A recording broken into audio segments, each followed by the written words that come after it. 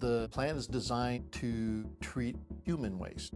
That's not all we take in. If it can get flushed down a toilet or sent into a manhole or a drain, we get it. Gravel, rocks, toys, potato chip bags, garbage, you name it, full utility clothes from the prison.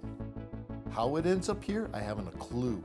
But trash isn't treatable, so we have to remove it. And our aqualytic bar screen is our first line of defense. Purpose of that? Protect our pumps. We have 5 pumps, and before the aqualytic bar screen was installed, those pumps would fail and cause us to have to rebuild each one of those pumps literally once a year at the tune of about $100,000 a piece.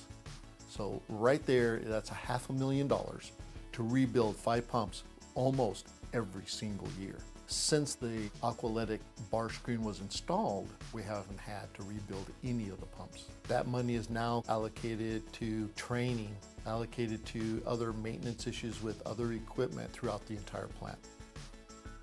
The only manufacturer that provided a completely vertical bar screen that could be installed and accommodate this plant design was aqualytic. I'm very happy that we have this bar screen.